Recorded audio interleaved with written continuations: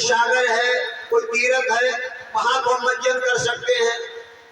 संतों के पास मंजन क्या करेंगे? ज्ञान के जल में कानों के द्वारा अंदर ले जाओ।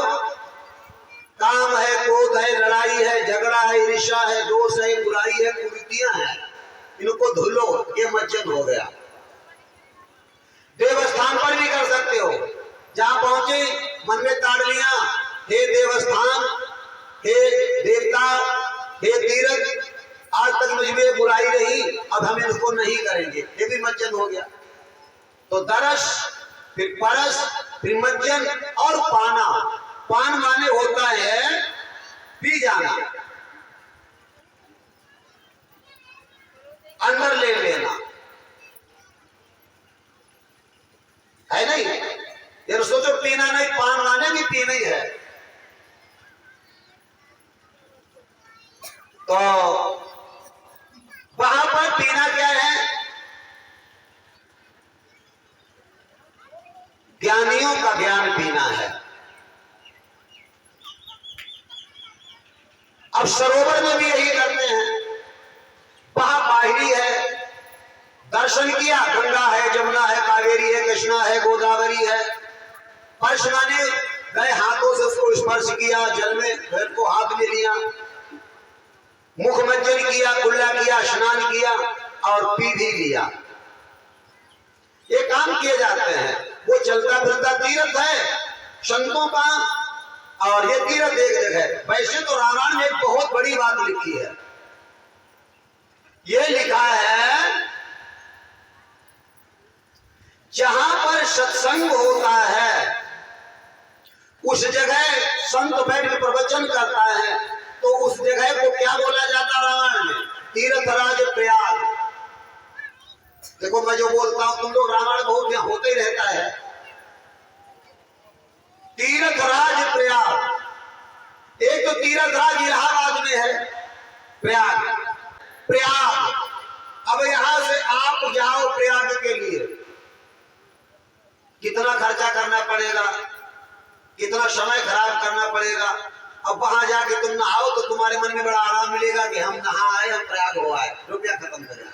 और रामायण अगर मानो, जो रामायण रोज पढ़ते हैं उसमें लिखा है, जहां पे संत सत्संग करते हैं वो उससे बड़ा तीर्थराज प्रयाग है। ये न सोचो कोई आकर कहेगा महात्मा जी यही नहीं लिखा। अरे लिखा है, तभी तुम्हें कहता हूं। वो सबसे बड़ा तीर्थराज प्रयाग है, उससे बड़ा। तो यहां सत्संग होता है, तो ये भी तीर्थराज प्रयाग है। अगर रामायण में लिखा है सब बात सही, तो ये भी सही। लेकिन ना हमारे मन की है, हमारे लाभ इस बात सही है, कहीं को गड़बड़ हुई गई नहीं सही, इसलिए तो हम पूरे पक्के नहीं हो पाते हैं। एक जगह और लिखा है, जहां जहां संत महात्माओं के कदम पड़ते हैं वहां तीर्थ बन जाता है। हाँ, तीर्थ बन जाता है। तुमने ज्यादातर देखा तीर्थ कहां बने? जहां संत रहे। स्थान कहां बने? जहां संत रहे, बाकी कहीं बन ही नहीं सकता। इसलिए संत महात्माओं की गति तो बड़ी विलक्षण रही। मैं पहले बता चुका हूं तुमको, कलयुग ने सबसे पहला काम यही किया कि संतों से जीवात्माओं को दूर कर दो, बस काम हो जाएगा। इसीलिए कलयुग सबसे पहले आया, राजा परीक्षित को महात्माओं से दूर किया, और कुछ उसने नहीं किया। राजा परीक्षित घर नहीं छीना, राज नहीं छीना, उसने महात्माओं से अलग कर दिया। पहले ही दिन लोमस ऋषि से बुराई बरवा दिया, मन में, केवल मन में भाव पैदा कर दिया। वो तो मन की बात है, बस मन में देर नहीं लगी। और मन एक ऐसी चीज है, बुद्धि एक ऐसी चीज है, पल लगते बिगड़ जाती, पल लग के सुधर जाती है। और काम में देर लगेगा, कपड़ा बदलने में देर लगेगा, खाना खाने में देर लगेगा, स्नान होने में देर लगेगी, मन को इधर उधर होने में देर लगेगी। बोलो, इतना जल्दी बिजली भी काम नहीं कर सकती। एक मुझे याद आ गई मन बदलने की।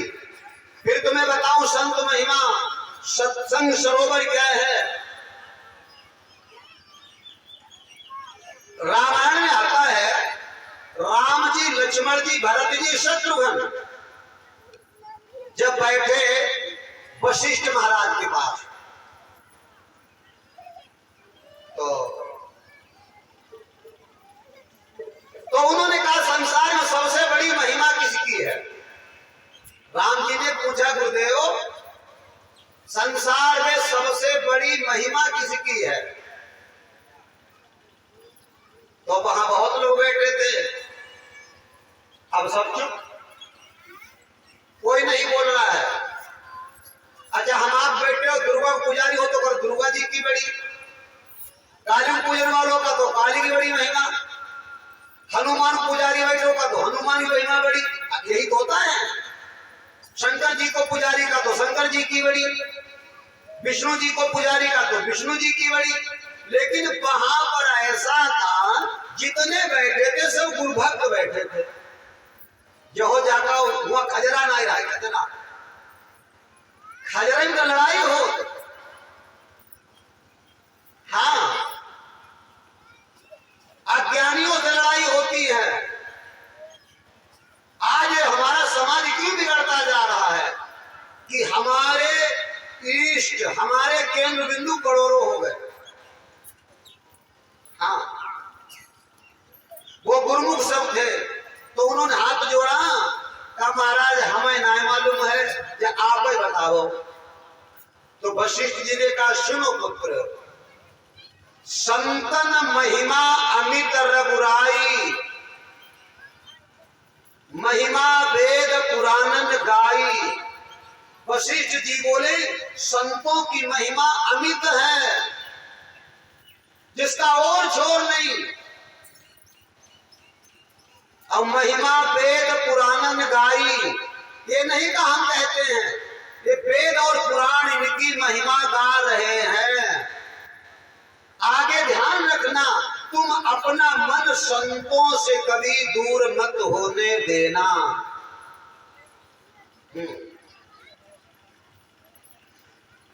इसीलिए राम का जब वनवास हुआ, थे तो वो राजा बनने वाले थे, राजा के लड़के थे, उन्हें वो बचपन की पढ़ाई याद है। इसीलिए जब जब जहां गए जंगल में, उसी जगह गए जहां पे संत महात्मा रहते थे। और दूसरी जगह गए नहीं गए, संतों के स्थानों में जाते थे, ऋषि मुनियों के आश्रम में जाते थे। और ऐसे नहीं जाते थे, उनके पहले ही जाके चढ़ पकड़ लेते थे, चढ़ पकड़ते थे। राम लक्ष्मण सीता जहां जाते थे, सबसे पहले चढ़ जुटते थे उनके। ये नहीं समझते थे कि हम कुछ है, कि उन्हें मालूम हो चुका था वशिष्ठ जी के द्वारा, इनसे बड़ा और कोई नहीं है। नहीं तो पैर छूते, वो नहीं छूते। तो संतों की महिमा अमित है, लेकिन हम आप अपने मन में, ये मन का ठहराव होने की बात है, और ये बगैर कृपा के ठहर नहीं सकता। तभी लिखा है बिन सत्संग विवेकन होई, बगैर संतों के संग के द्वारा विवेक माने बुद्धि बदल नहीं सकती। जैसे तुमको ज्ञान हो गया चोरी मत करो, ये तो ज्ञान ही हो, और जब चोरी छुटी जाए, बुद्धि बदल जाए, उस दिन विवेक हो गया। तुमको पता लग गया, जिस चीज को ज्ञान हो जाता है, अगर मेरे वो कर्मों में नहीं बदलता है तो ज्ञान उसका हो जाता है, लेकिन विवेक नहीं होता। विवेक माने होता बुद्धि का परिवर्तन। तब लिखा बिन सत्संग विवेकन होई, उसके लिए कृपा चाहिए परमात्मा की। लगो मैं ये बताने जा रहा था बुद्धि का बदलाव। एक समय लक्ष्मी नारायण दोनों लोग बैठे हुए थे, तो आपस में चर्चा होने लगी।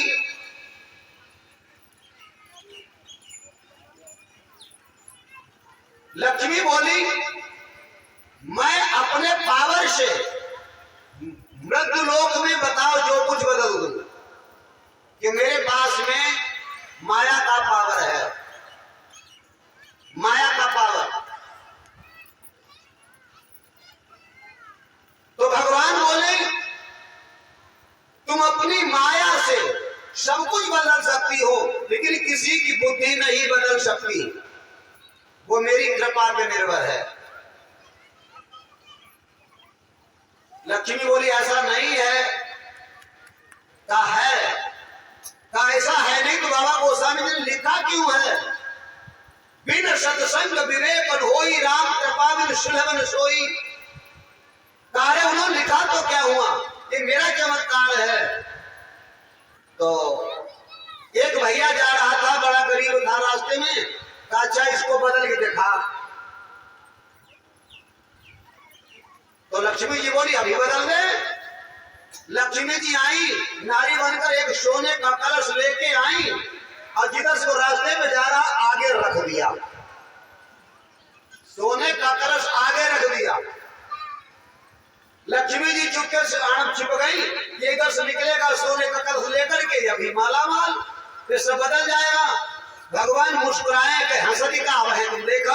अब भगवान का हीरे नहीं, जरा नेत्रों का इशारा, ध्यान मगन होकर उसकी बुद्धि में पहुंच रहे हैं। पहुंचे तो हम कह रहे हैं पहुंच रहे हैं, वो बैठे ही हैं, और इतना ही तो अंदर हमने का पहुंच रहे हैं, वहीं बैठे। हृदय झरोके बैठ के सबके देखत काम, और जैसी करियो नौकरी पैसों देंगे, ये न सोचो बैठे बैठे रहता ही है। अगर एक पल को हट जाए, उसे दिन बिजली चली जाएगी। क्या देखो जी, हारन जब बज रहे हैं, मशीनें बोल रही हैं, लाइट जल रही है, और टप चली जाए, हम कितो भौंके भाई चली जाएगी। ऐसे इस मशीन के अंदर में आत्मा में ईश्वर बैठा हुआ है। आत्मा में गाठ तो है कैसे, उसका रूप क्या है? डिवाइन लाइट, उसका रूप भी बताता हूं तुमको। डिवाइन लाइट ज्योति के रूप में, प्रकाश के रूप में, वो प्रकाश स्वरूप है, उसका आकार प्रकाश में है। जैसे बाइबल में लिखा डिवाइन लाइट, रामायण में लिखा है परम प्रकाश रूप दिन राती, और ना चाहिए कुछ दिया घृत वाती। लगो कुरान में लिखा है, कुरान में क्या लिखता है? नूर, वो नूर के रूप में, प्रकाश के रूप में है। के बीच में ज्योति के रूप में वो बैठा है। बस अंदर से इशारा उसने कर दिया, तो वो आंख वाला जा रहा था, उसकी बुद्धि में आया, रोज आंखी खोली चल जाओ, जो आंखी मीच देखें। अब वो आंखी मीच चलन लगो, वहां तक पहुंची वो घड़ा तक। अब घड़ा तक पहुंचो, फिर मन में आया पीछे चली गए देखें, पीछे तक घूम तक पहुंच पाई, लेकिन नहीं पहुंची, तो आंखी नीचे फिर वहां पहुंचे गो, फिर होने पहुंचे गो। आई हम घड़ा तक गो, अब घड़ा से कोई आई, आगे नीचे पीछे देखे चल पाई कि नहीं चल पाई, तो फिर वहां तक पहुंची गो, उसे को घड़ा ना मिल पाओ।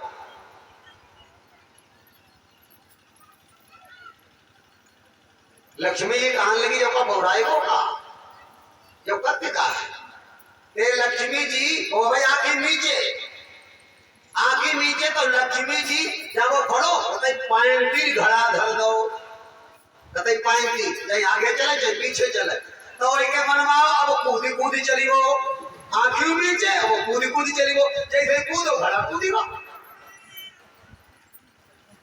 20 बार घड़ा लक्ष्मी को पीछे धरे को आगे धरे, मारने पसीना आएगो, गुस्सा आवे के मारे, लेकिन मारे कैसे काम चली। कुल मिलाकर के लक्ष्मी जी परेशान हो गई, अति हो गई।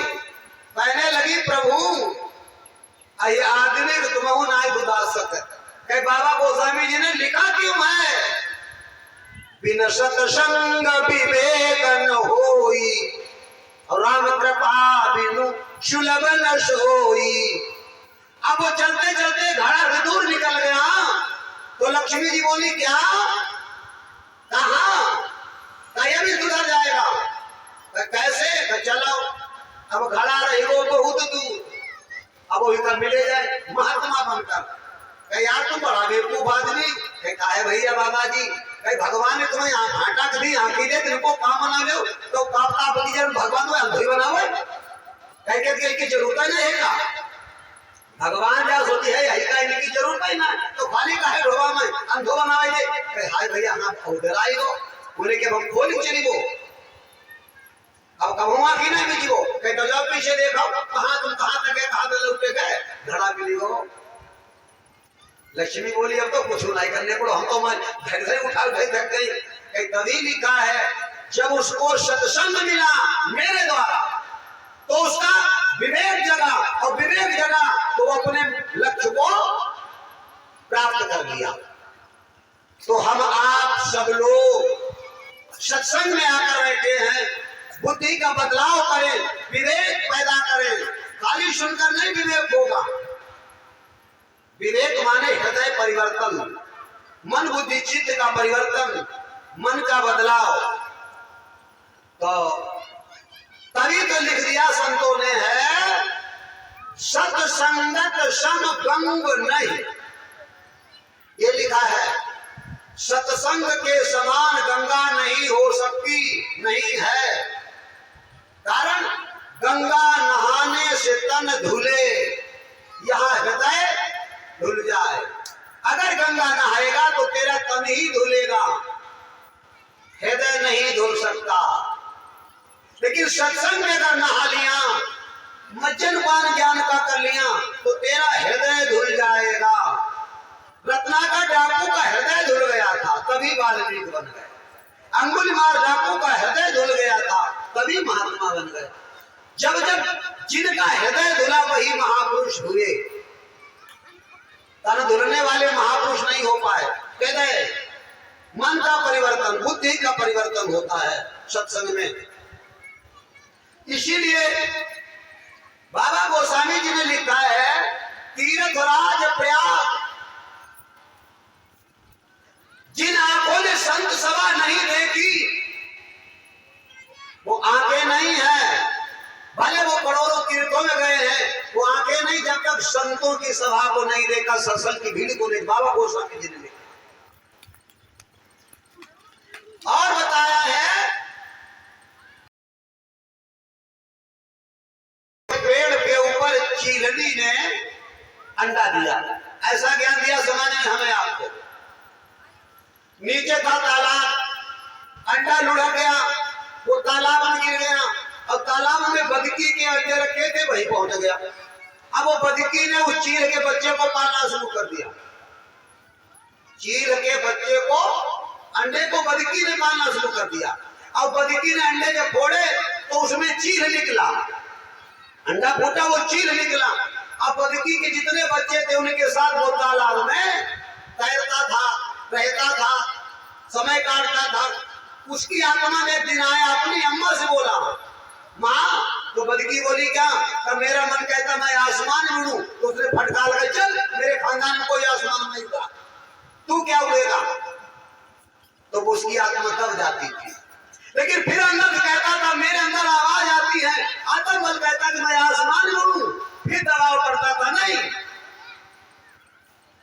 लेकिन हजारों बार ऐसा कहा गया, उसकी आत्मा नहीं मानी। तो एक दिन अपने परिवार की संगत छूट गई। और वो चलते चलते चलते चलते जहां पे चील के लोग बैठे थे, गीद लोग, वो वहां पहुंच गया। भैया आ गए, तुम तो हमारे बिरादर। वो बोले तुम तो हमारे बिरादर।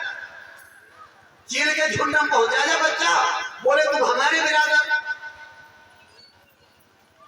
तो बोले हम तुम्हारे बिरादर, हम तो भाई जलमा पले जलमा बड़े भाई, हमारी अम्मा जले माए रखती। कहना तुम हमारे बिरादर हो। कहे हमारे मन में आओ थे आसमान मुड़े के तुम है उड़ो, मेरे संग उड़ो, कौन क्या बिगाड़ लेगा। अब उस चीलनी के साथ में, चील के साथ में बच्चा आसमान में उड़ गया और उस बदकिनी का साथ छूट गया। वही हाल हमारा तुम्हारा है। ये जीवात्मा जो है ये ईश्वर का अंश है, ब्रह्म का अंश है। ईश्वर अंश जीव अविनाशी, चेतन अमल सहज सुख राशि। लेकिन ये आत्मा आकर के इस माया लोक में जीव बन गई। अब यहाँ भी कोई तेली, कोई चमार, कोई धोबी, कोई धानु, कोई मुसलमान, कोई ईसाई, ये अलग अलग जातियों में फंस गए। और यहाँ भी अगर तुमको अच्छा कर्म करने चलो तो समाज के लोग दाव देंगे, जिसमें तुम पर हटाओ, तुम जो करिए तुम्हारे लागे होना है, तुमका कोई बोधी पड़ेगा है। छूती आदमी, बिगड़े आदमी तुमको दावेंगे। और जिनकी आत्मा उछल के बाहर आ गई वो चील की तरह उड़कर वाल्मीकि की तरह ब्रह्म के समान बन सकते हैं, और बन गए। शबरी जाति की पासनी थी, महात्मा बन करके राम को झूठे बेर खिला दिए। अगर यही भावना रहती, कभी कुचली जाती, तो क्या उसकी उड़ सकती थी आसमान में? नहीं उड़ सकती थी। ऐसे ज्ञानियों लोगों ने हमारे आप को ज्ञान नहीं दिया, अज्ञान पुरोया है।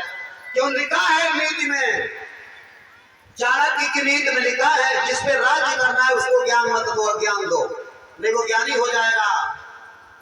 फिर वो तुमको कहा अच्छा सुना, तुम किसी को सिलाई सिखाओ, ज्यादा लंबो काम रहन दे, और जितना तुम पूरो सिखाई दिया फिर वो बात तुम्हारे काजे बटन करी है, करी है, काहे करी है। केवल दयाल संत होते हैं ब्रह्म का ज्ञान देकर के तुमको ब्रह्म बनाना चाहते हैं। हाँ, वाल्मीकि को ऐसा ज्ञान दिया गया। वाल्मीकि सबसे कमजोर जाति के बताए गए, कर्म उनका गंदा था, लेकिन ऐसा ज्ञान दिया वो ब्रह्म के समान हो गए। महात्मा बोले मैं अपने समान नहीं, मैं तो भगवान के समान बना दूंगा। बताओ भगवान को कैसा लगा होता कि भगवान साधु होते तो क्या अपने समान बना देते? ब्रह्म समाना, ऐसा संतों का ज्ञान है। इसलिए रामायण लिखा है, संतन महिमा अमित रघुराई, महिमा वेद पुराण गाई। राम ने उसको अपने हृदय में परिवर्तित करके धर लिया। हम आप सुनते हैं लेकिन हृदय को परिवर्तित नहीं करते हैं, क्योंकि हम पे कृपा पे नहीं। इसीलिए मैंने अभी बताया, राम जी जब वाल्मीकि जी के आश्रम में गए तो चरणों में माथा रख करके प्रणाम किया।